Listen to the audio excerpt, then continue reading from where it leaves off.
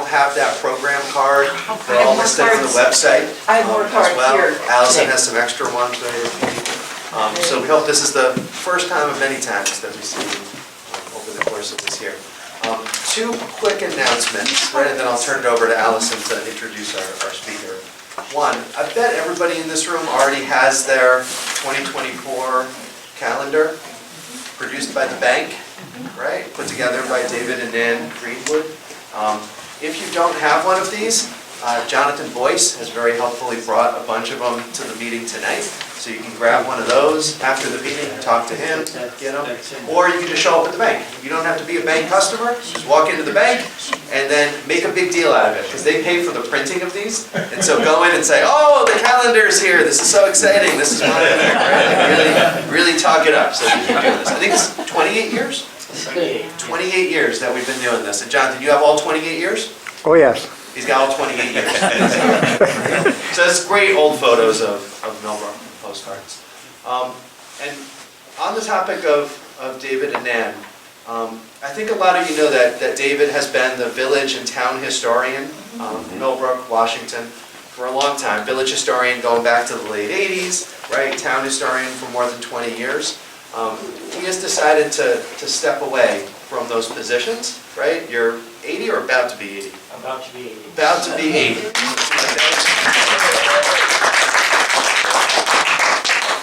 Obviously, I said this at our meeting a few minutes ago, like, impossible shoes to fill, right? David is, right, known more about Millbrook history probably than anyone, right? But those are positions that are going to continue to exist, right? And so we're going to have to find people to fill those roles. If you are interested, if you know someone you think would be a good fit, don't be intimidated by David's legacy, right? Like, David started somewhere, 35 years ago, or even more maybe, right? But, you can talk to David, you can talk to Nan, you can talk to any of us involved if it's something that you think you'd be interested in. I'm going to turn it over to Allison to introduce our speaker. So thanks for being here, everybody. Thank you.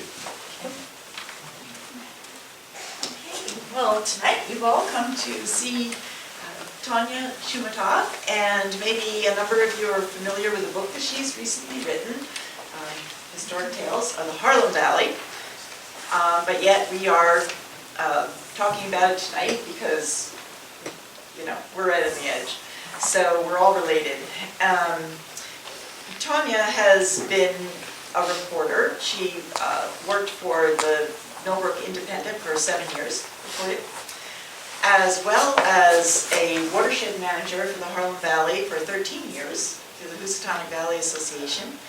And so she comes to us tonight with her book and her tales. And she has pulled tales from the Harlem Valley, which is an interesting space for all of us. So it's actually Antonia or Tonia to rhyme with Bologna or Begonia.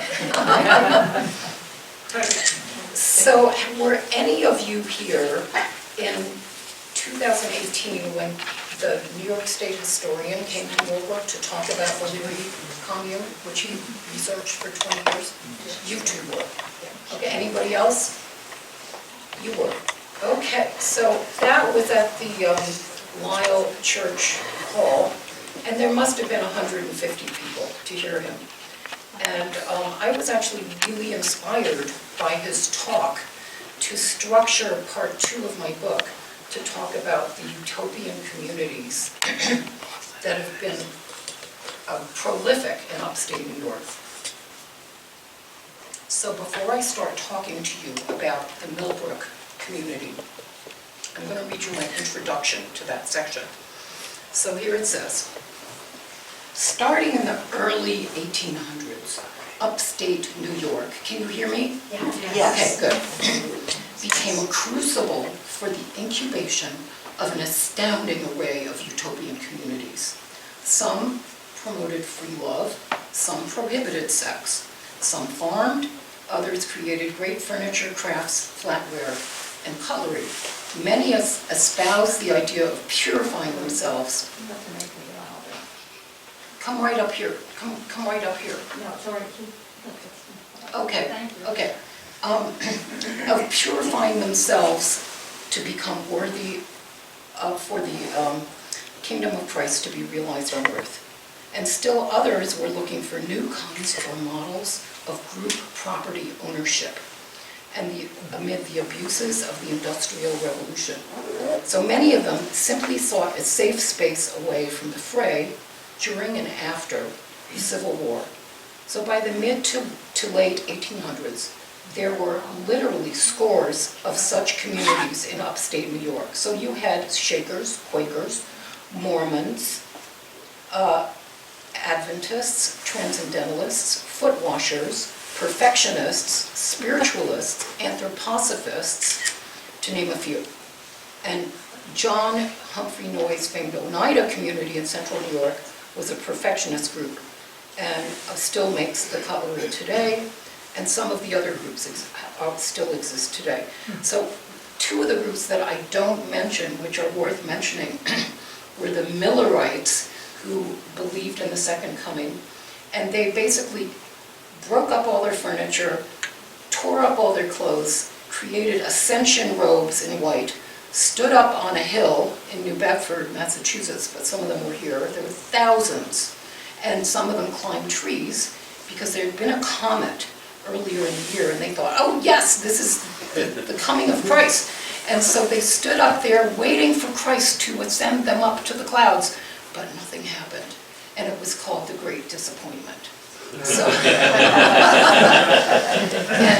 so there were many others. So indeed, New York had a religiously fecund atmosphere, as proclaimed Fawn Brody in her biography of, believe it or not, Joseph Smith, who started the Mormon, was here in New York. Did anybody know that? No. Okay, so he was here too. Church of Latter-day Saints in Fayette, New York. So today, all that's left of many of these communities are their buildings, and in some cases, their furniture and crafts. And I do have to mention one other really weird group. The Fouriers were started by a philosopher in France called Charles Fourier. And he believed, even though he started sort of the idea of group property and kind of pre-socialist ideas, he did believe that once everybody achieved perfection, that the oceans would be desalinated and would become lemonade. So it was a little bit strange. So one of the more, of course, renowned communal groups were the Shaker Society, which attracted thousands of converts, more than 20 settlements, the earliest which was in New Lebanon. And in the 1940s, the Shakers just left a portion of the site, which became the Darrow School, was bought by the also Sufi order of Pir Vilayat Khan, and then Pir Vilayat's followers established the Omega Institute. I'm sure that you've heard of Omega, right? And which is an internationally known New Age teaching center. So unfortunately now the abode is in the process of being sold. These are really historic Shaker buildings. The Bruderhof, which was propelled into existence after the disintegration of World War II, has 4 communities in western Hudson Valley, and their community members renounce all private property, and they raise their children in family units together with community resources and support and care for the disabled and the elderly as part of their community. Sounds kind of tempting to join it. They produce wooden playthings, which you may have heard of. They're beautiful. And furniture for classrooms. And I also found out from 1848 to 1880 that the Oneida community practiced a system called complex marriage, in which any member was free to have sex with any other member by consensual appointment. In addition to that, exclusive relationships were frowned upon, and women over the age of 40 were to act as sexual mentors to adolescent young men. Okay.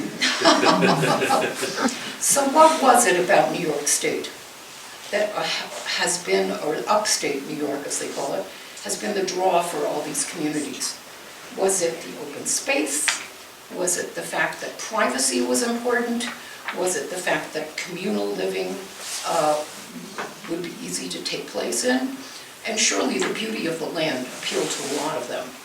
And, the relative proximity, in addition to that, starting from the mid-1800s, to the Hudson River and the trains that went to New York City and Albany later, was also a big draw.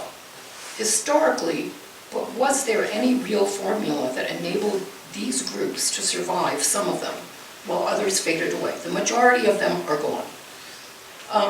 And was there any unifying aspect common to all of them? There are many newer foundations like Omega, the Tibetan Buddhist monasteries, the Christian monasteries, which you may be aware of on the other side of the river. Were they part of the same movement? So the people in the groups that I chose to profile are the ones that were closest to the Harlem Valley. So there was Thomas Lake Harris and his Brotherhood of New Light, and he, of course, again, some of these groups foreshadowed stuff that then became popular later. So he believed in a tantric breathing technique that enabled people to actually see nature spirits or fairies.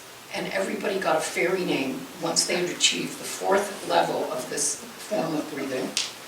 And he also, and she's smiling at me, my former copy editor, attracted over 6 Japanese samurai, one who became the first ambassador to the United States, and the other one who became the first ambassador to Europe, and the other one who became the head of the Japanese Navy, and Ari Norimori, who NHK came over here when I first moved here and made a documentary about Ari Norimori, who revolutionized education in Japan to be along coeducational public school principles. And he was assassinated for that in Japan. But he was a brilliant man and the first ambassador. So anyway, so also the countercultural community in Millbrook that was started by Timothy Leary is now, as those of you who were at the lecture by Devin Lander, is considered to be the actual place where this is where the counterculture movement started. It predated Haight-Ashbury, which was not until like 1969, and it was in 63 that this all happened. Here, Horsey Millbrook becomes the unlikely center of the counterculture. Many of you may be surprised about that. So I'm going to read from here because I think it will be the easiest for me to do. And if my voice gets too hoarse, I'll give it to my friend Phil to read. Youths coming of age and rejecting their parents' values in the wake of the involvement of the United States in the Vietnam War led to protests and, as you know, unrest. People were susceptible to many different quasi-religious cults as they searched for meaning. Hinduism, Sufism, Buddhism, the Hare Krishna movement appealed to many who felt alienated from mainstream establishment religious traditions. So when Dr. Leary arrived in Millbrook on the hilltop above the Harlem Valley to do serious research on psychedelics with his Harvard colleagues and a bunch of other psychologists, his message, turn on, tune in, and drop out, resonated with an entire generation. The 2,500-acre estate, which had been 6 farms, which is, is Daheim, where the researchers landed and remained from 1963 until 1967, when they were ousted, was owned by the siblings, as you also may know, William Billy Mellon Hitchcock and Tommy Hitchcock III, the grandchildren of William Larimer Mellon Sr., founder of Gulf Oil, and from the prominent Mellon family. Their far-out sister, Peggy Hitchcock, had introduced Leary to her brothers. In his biography, Timothy Leary wrote about her, saying, Peggy Hitchcock was an international jet-setter, renowned as the colorful patroness of the livelier arts, confidant of jazz musicians, race car drivers, writers, movie stars, stylish with a sense of humor. Peggy was considered the most innovative and artistic of the Andrew Mellon family. And she was easily bored, intellectually ambitious, and looking for a project capable of absorbing her whirlwind energy. And that was us, said Timothy Leary. So the 60-room mansion, which featured, as you know, stunning stonework, turrets, columned wraparound verandas, a gatehouse, a carriage house, and many other outbuildings, was an estate that had been built by Union Carbide co-founder Charles Dietrich, who was German, and who called it daheim, which means at home. So the Hitchcocks purchased it from Walter Teagle, president of Standard Oil. My grandmother, Elizabeth Shoumatoff, who painted FDR, the famous unfinished portrait, she was actually with FDR at the moment that he died, and you'll see pictures of her here with FDR, which is when he drove his hand-driven, because as you know, he was paralyzed. She painted a portrait of the Mellon Hitchcock boys when they were very young, as well as portraits of other members of the Scaife and Mellon families in Pittsburgh. And my great-uncle was the director of the Carnegie Museum of Natural History in Pittsburgh. So thus, when the Millbrook Historical Society sponsored a lecture about the Leary Commune, given by Devin Lander, New York State historian, I eagerly attended. Lander, who had been researching the Millbrook Commune of Timothy Leary for more than 20 years, demonstrated how the group belonged to the tradition of utopian societies in upstate New York. He said, really, as I look at this project, I see the Leary Commune as falling in the tradition of the other non-traditional utopian communities throughout New York State, including the Oneida community, the Shakers, the Fourierists, and other New Thought colonies. What happened at that commune in Millbrook is part of that tradition. So that's very interesting. And he's writing a whole book about this right now, so it hasn't been published yet. Lander explained that Timothy Leary, who had been a respected lecturer in psychology at Harvard University, starting in 1959, had only experimented once with psilocybin during a vacation in Mexico. But this changed the course of his career. Originally a traditional academic psychologist, he then became a research scientist of the effects of psychedelics, which he thought could be positive. And what's interesting is when he and they were all psychologists, PhDs, lecturers, and professors who first came here. Richard Alpert, who later became Ram Dass, who initiated the Harvard psilocybin project, was also highly respected. He was a professor at Harvard. So unfortunately, these two ran afoul of the Harvard administration for not adhering to scientific norms. And the most influential mentor for Leary and his group was Aldous Huxley, the British author of Brave New World. I'm sure you know that book. And also wrote The Doors of Perception, documenting his own experiments with mescaline, which was a synthetic form of the peyote button. Huxley was then a visiting scholar at MIT, and the two met regularly to discuss their ideas about the meaning of psychedelics and its possibility for research. And so when they first came, I just want to read this New York Times article, which was not that long after they were here. Unfortunately, there's no date on this, and it comes from that book called Millbrook over there. It says, when the scientists in LSD are accepted in Upstate Village, Millbrook, New York, December 14th. I believe it was 1964 when this was written. When they moved to this quiet Dutchess County village of 1,700 inhabitants in August, Timothy Leary and Richard Alpert, Dr. Timothy Leary and Dr. Alpert, made no splash in the placid waters of its disposition. They were generally regarded as agreeable men of neighborly demeanor and only vaguely remarkable background. So they were accepted. Nobody was upset about them when they first arrived here, which is very interesting. So, as I was saying before, there were many other key characters who played a role for their work in this area.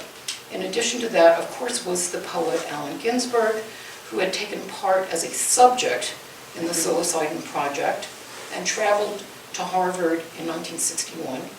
And both Huxley and Ginsberg helped Leary formulate the idea of possibly introducing psychedelics to, at first, intellectuals and educated people only, but then later to the society at large.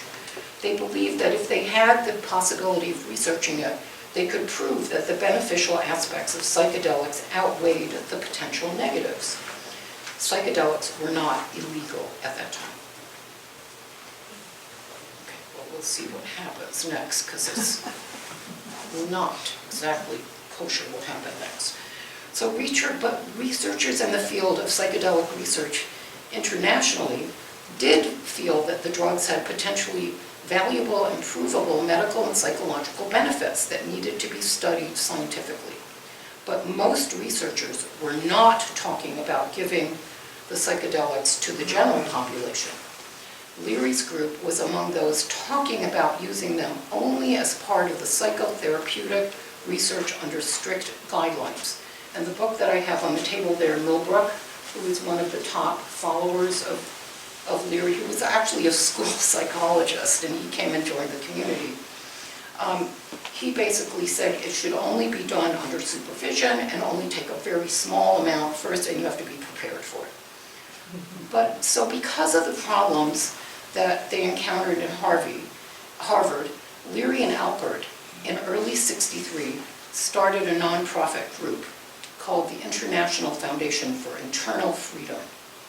And their statement of purpose asserted this, thus: for the past 2.5 years, a group of Harvard University research psychologists have been studying and directly experiencing these issues.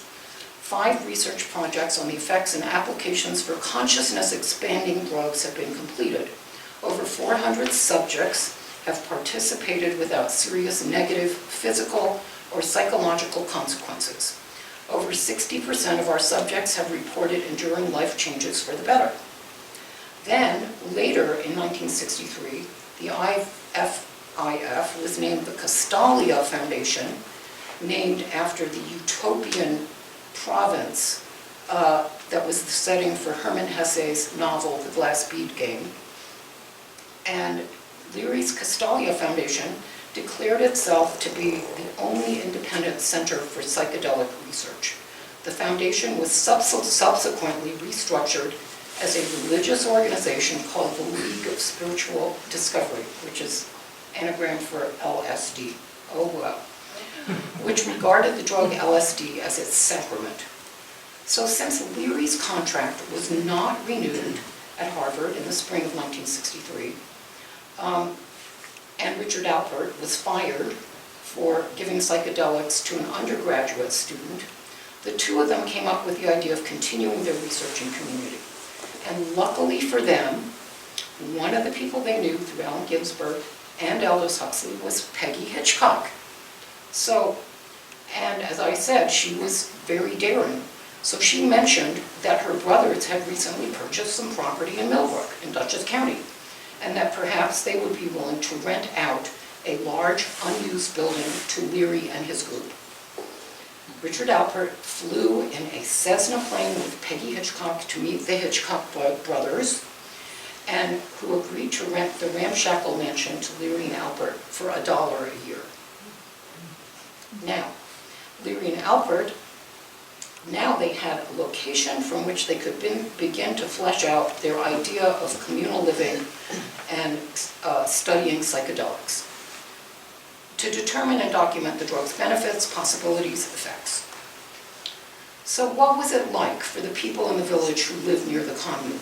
Queried Devin Lander, the New York State historian.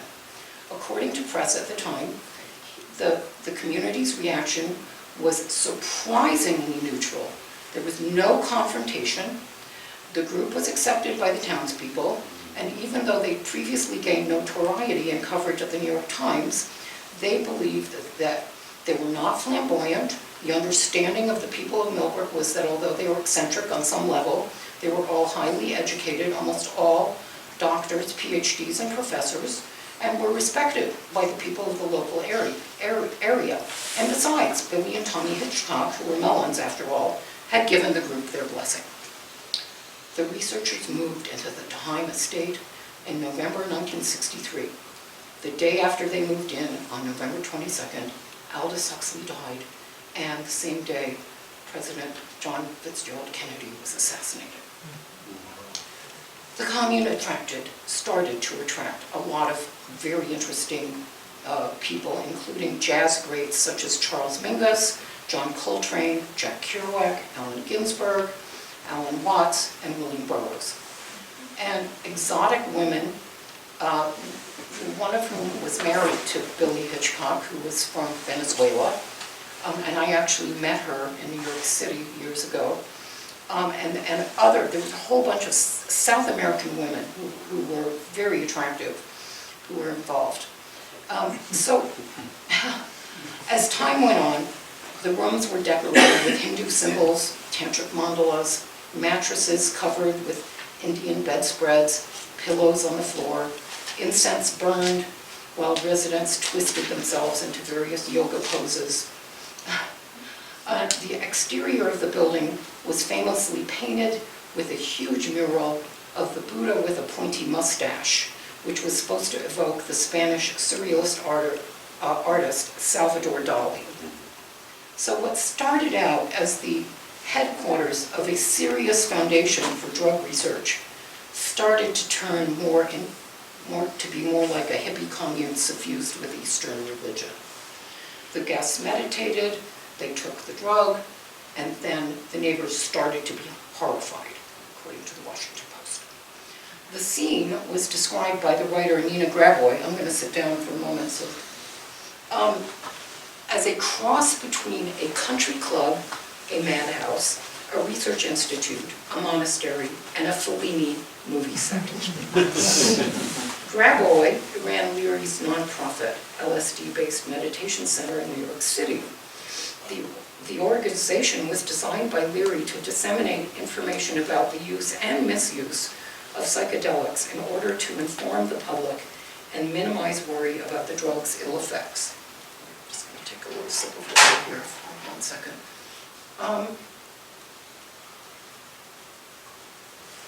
Soon, other unorthodox doctors appeared, including the famous British psychiatrist Humphrey Osmond, who invented the word psychedelic, and R.D. Laing, a psychiatrist from England who eschewed mainstream psychiatry and viewed schizophrenia as a theory rather than a scientific diagnosis. And also, they worked with Leary and with the other psychologists to sort of figure out how was this going to be portrayed. Scholars of religious studies and psychology appeared, such as Alan Watts, Houston Smith, Walter Houston Clark, all visited because they were studying the mystical experiences that were brought on by psychedelic drugs. However, it did not take long for the research colony to become a party scene. One of the more controversial visitors to the Leary compound was Ken Kesey, who was not received. Leary was not happy when Ken Kesey arrived with his big psychedelic painted bus, because Leary and his group saw themselves more as intellectuals and doctors, and they didn't want to be affiliated with Kesey. So that was interesting, and that has been immortalized in Tom Wolfe's Electric Kool-Aid Acid Test, which devotes a whole chapter to it. So Leary's League of Spiritual Discovery, as he named it, was incorporated and now needed to raise money. The group decided to cash in on the fad and put on a psychedelic light show at the Village Theater and later at Fillmore East. And they opened their house to visiting guests on the weekends. So you could come to Millbrook and have a first-hand sensory experience with psychedelics without taking any psychedelics for a fee and stay there. So to demonstrate the effects of psychedelics, the group would do things like distort a person's perception. They would change the colors of food, like turning milk blue, changing the color of objects with black lights. All of this, including yoga and tantric breathing, was extremely uncommon at the time, but perhaps foreshadowed what was to come in other New Age groups. and the visitors were fed a macrobiotic diet and encouraged to read the Tibetan Book of the Dead, which is actually quite a terrifying book.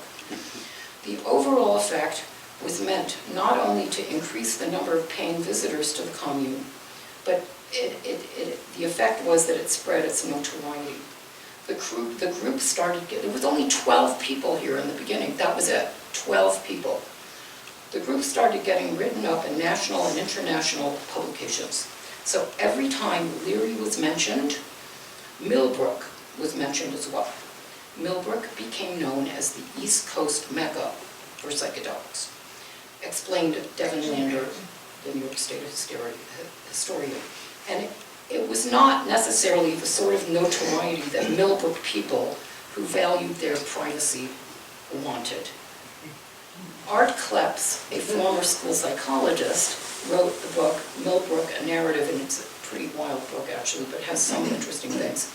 He said, it didn't take long before the invocation of the name Millbrook, which previously had sounded no more exciting than Maple Street or Riverdale, but Millbrook began to ring in the ears of people as sounding like Mecca or Lhasa, and I noticed a flicker of reverence every time the pronunciation of those two syllables took place.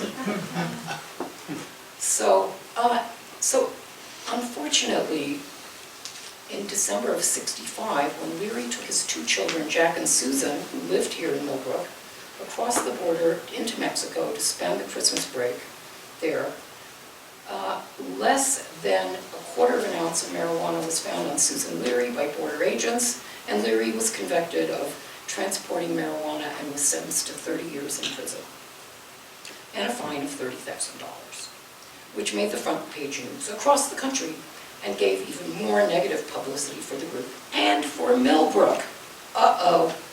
Instead of returning to Millbrook and becoming more low-key, however, Leary, who was rebellious, went on the attack from what he viewed as the establishment. His name flashed across the media, and there were more and more articles about LSD in general, most of them negative. Paranoia about the drug mounted, and particularly during the early Nixon administration. And at this point, the LSD had not been categorized as a dangerous drug. It was not illegal. Pressure grew within Dutchess County, and the Millbrook community started looking into what Leary was up to. How are we doing for time, Allison? Oh, okay, yeah, we have 10 or 15 more minutes. Okay, here we go. So, as I was saying, the investigation was launched by the assistant DA of Dutchess County, who happened to be G. Gordon Liddy, before he did the dangerously ineffectual Watergate break-in. So he did a really ineffective break-in here as well. So he sprung into action, got a search warrant, and he organized a raid on the Millbrook estate. Leary recalled scenes from the raid in Return Engagement, a documentary made in 1983 with Liddy, when the two of them teamed up on a college lecture tour together. So Leary said he woke up one morning to find a throng of policemen and Liddy, sporting a trench coat with his signature mustache, standing outside his bedroom, repeatedly banging on the door. Leary finally appeared, wearing a long Indian kurta shirt, and asked Liddy, "Oh, is this Peter Sellers posing as Inspector Clouseau?" Liddy, who later botched the first attempt to break into the DNC offices in D.C., also botched his attempt to break in and bust the Leary group. He had been hiding in the bushes that morning with other members of law enforcement and loudly dropped a set of binoculars while ogling a semi-nude female member of the commune, which alerted the group to his presence. And other officers just wanted to have their turn at the binoculars too. The women, who were just waking up, ran off into the main house and alerted everybody that the police was there. And so if there was anything there, it was flushed immediately.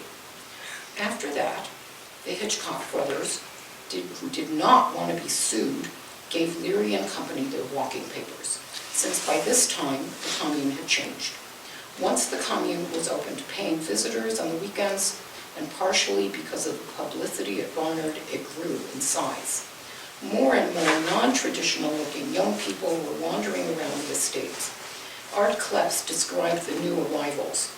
Many of the uninvited guests crept in like lizards. There were Jesus freaks, Scientologists, Mere Babaists, transcendental meditators, Hare Krishnas, and so forth, all trying to show us the true path. After Tommy Hitchcock sent the group a legal document requiring for everyone to vacate the premises, Leary left for California, where he ran for governor against Ronald Reagan in 1969. Of course, he did not win, but he had a famous campaign song written for him called Come Together by John Lennon of the Beatles. Ha ha. The lecture for the Millbrook Historical Society was illustrated with a newspaper cartoon that queried, well, why wouldn't Millbrook be happy to be the psychedelic center of the world? Lander was asked by a member of the public at the Historical Society what he thought the legacy of the group was. And he said, I think that this group was important because it was a precursor to many of the things that ended up happening later in mainstream culture. The weekend spiritual retreats they started, with transcendental meditation and yoga, precursors of what became mainstream up in Kripalu and Omega. And then you had the Astronauts of Inner Space and the League of Spiritual Discovery paved the way for the Esalen and Omega Institutes, the Human Potential Movement, the Humanistic Psychology Movement, and a lot of interest in Eastern religions. These were all things that Leary and Alpert pioneered. I would argue, said Lander, that the counterculture started here in Millbrook and not in San Francisco. And to me, that is fascinating. Now, because of the negative publicity given to Leary's personal actions, LSD then became a Schedule I narcotic, and all use in scientific medical research on psychedelics was ceased for more than 60 years. Legitimization of the field, profoundly stigmatized by decades of social and political disapproval, has only begun emerging and re-emerging in recent years. In 2006, Johns Hopkins University launched the Center for Psychedelic and Consciousness Research, the first dedicated psychedelic research center in the United States. And the research that's come out of Johns Hopkins since then has actually confirmed much of the early research that Alpert and Leary did at Harvard. Psychedelics now are starting to be used in psychotherapy in the way that Leary and Alpert had originally envisioned. Psilocybin in particular is now being researched for its therapeutic value when used only under medical supervision for patients with intractable depression, anorexia, PTSD, migraines, alcoholism, and terminal cancer. Also it's used for smoking cessation with good results. Timothy Leary's last words were, why not? So there you go. That is the end of my lecture. And here's a couple of pictures in my book. I have a wonderful 16-page color insert. So this says Harvard Psychedelic Club, how Timothy Leary, Ram Dass, Houston Smith, Andrew Weil, Andrew Weil was part of this, by the way, you heard of him, MD, how they killed the 50s and ushered in a new age for America. And it says the brotherhood of eternal love in the quest to spend peace, love, and acid to the world. So that's the end of my lecture.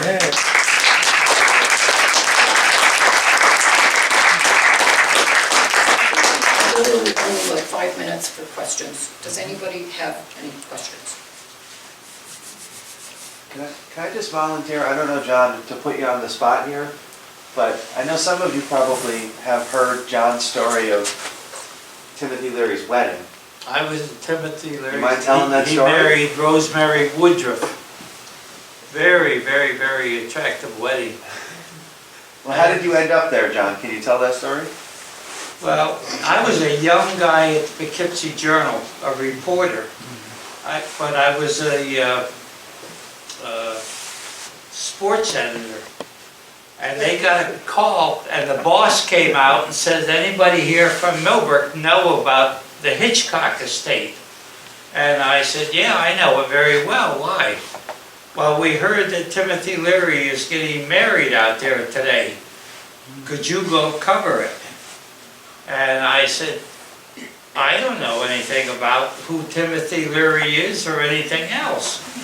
So anyway, they got me a great big camera and sent me out to Millbrook. So we got to the bungalow, and the bungalow was on the estate was a huge building. It had oh my God, you could play basketball, it was so big, and it was all marble. So we got there and we went in. Oh, just to back up, the Poughkeepsie Journal had written many editorials. Timothy Leary, bad for Millbrook. Timothy Leary should be in jail. Timothy Leary, all these editorials in the Poughkeepsie Journal about how bad and how dangerous Timothy Leary was. So I got out there and I arrived in this. Glenn Van Bramer in Millbrook was the editor of the Millbrook Round Table when it was a real good newspaper. So we got there and he came out and said hi, and we went in, we were having a cocktail, and it was a big flurry. And in came Timothy Leary and Rosemary Woodruff, dressed in white gowns, barefoot. They had garlands of flowers on their hair and everything. And they went around the room, and finally they said, would everybody get in line and introduce yourself to Timothy Leary and Rosemary. Okay, so we all got in line, and they went down, and Glenn Van Bramer from the Round Table was next to me, and he said, I'm Glenn Van Bramer from the Millbrook Round Table, the local newspaper. And they shook hands and smiled. They came over to me, and I said, I'm John Flanagan from the Poughkeepsie Journal. And Rosemary Woodruff went nuts. Get this son of a bitch out of here. Are you sure that it wasn't And Nana? Timothy Leary said, no, he seems like a nice young man. I was only 24, 25. He seems like a nice young man. Get this son of a bitch and bastard, this is the actual words, get him out of here or there's no wedding today. So I said, all right, I didn't come here to cause any problems, and everything. And I went outside. So Glenn Van Bramer came out, and we both had the same camera. It was a big square camera in those days, and you had slides that went into it. He says, you've got the same camera I do and everything. Give me your slides, and I'll take pictures, and I'll take notes of this thing, what happens. He said, wait down by the gate. So I went down by Hitchcock's gate, and finally Glenn came down and gave me a couple of my pictures, my plates, and he wrote down everything that happened while this was going on, the wedding. Who did what, who said what, everything, the whole bit, and he gave it to me. So I go back to the Poughkeepsie Journal and I write the story. And I had the pictures. Well, at that time, the Poughkeepsie Journal was the representative for the Associated Press, the biggest press place in the country at the time. And we sent it all to New York. It went all over, and I said, oh, when you send it, don't put my name on it. I said, I I've got to live in Millbrook, you know, and everything, and I really don't want my name on it. Well, anyway, the whole thing got sent and written up. We had it on the front page of the Poughkeepsie Journal with the pictures and everything, but it also went all over the world. And, a couple months later, I get a letter in the mail from the Associated Press, and they sent me a check for $300 and a thank you. You know, without it, they would have never got the background and the story on Timothy Leary. So, Now, are you sure that it was Rosemary Woodruff? Because he married Nena Schleberger Thurman, who was the mother of Uma Thurman later. And he was married to her for only a year and a half. Rosemary Woodruff was about his third wife. Well, then Nena must have been before Rosemary. Oh, yeah, Nena definitely. Thurman. If you look on YouTube, there's a whole long video of her wedding. It's like maybe a half hour long, and it's pretty interesting. And also all the flowers and everything. So Nena, and you know who Bob Thurman is. He's the head of Eastern Religious Studies at Columbia. He may have retired by now. Well, Uma Thurman supposedly was conceived up there. Her mother Yes. and father were living up there on the Hitchcock estate, and supposedly that's where she She's was. the youngest, so I think that's probably impossible, because he was only married to her for 1 year. But it's a good legend. So there's a lot of other, does anybody know Nari? What is it, Sirohi? Who does videos? Do you know Nari? Sirohi, Dr. Sirohi? And he used to, okay, so Nari, do you know Raj? Raj Sirohi? Oh my goodness, I'm surprised you guys don't know him. He used to do all the parties here. His father was the head psychologist at the Wasaic Developmental Center, which is now closed. And he was a PhD psychologist from Cornell, but he had just, a psychiatrist, had been hired here, but they recruited him, Timothy Leary, to be videotaped taking LSD, but it was in New York City, and they were taking notes of what his experiences were. And so they let him loose after, I don't know, maybe 8 hours or 12 hours, and he said he was walking through the streets of Manhattan and he was still sort of hallucinating on the sides of the buildings. So it's sort of like some of these pictures here.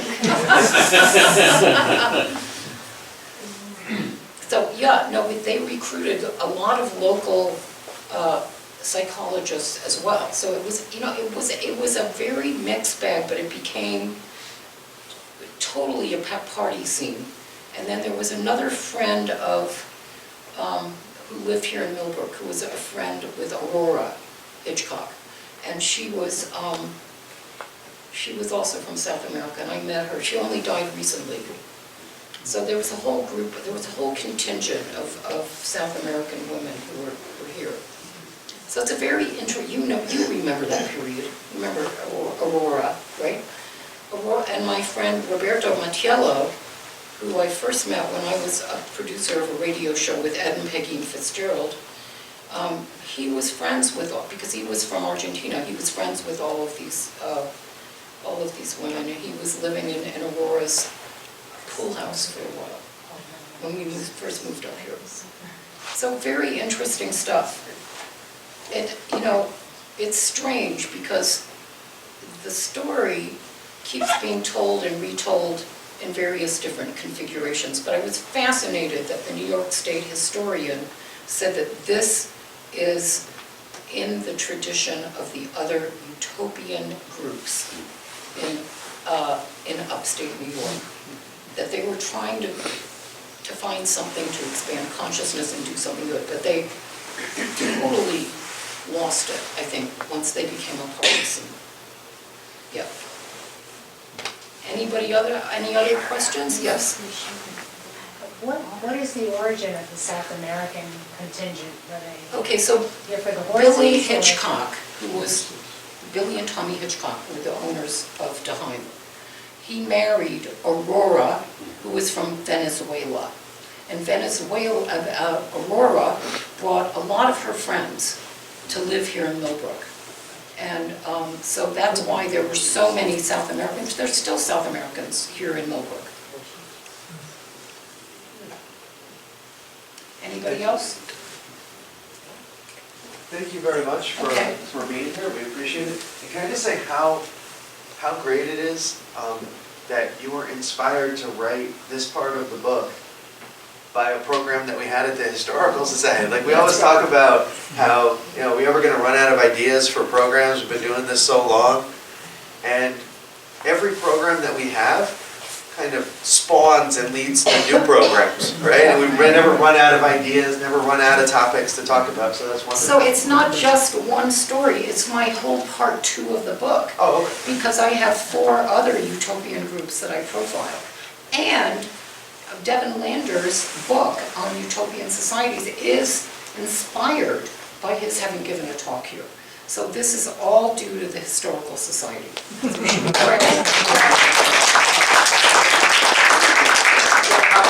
book for I have- sale I have back copies there. of the book for Right. sale, and I'm happy to sign them if anybody would like a Yeah. copy. And I have made brownies.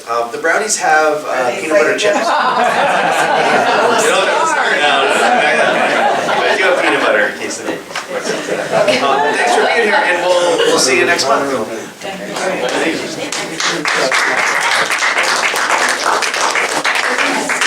It was great.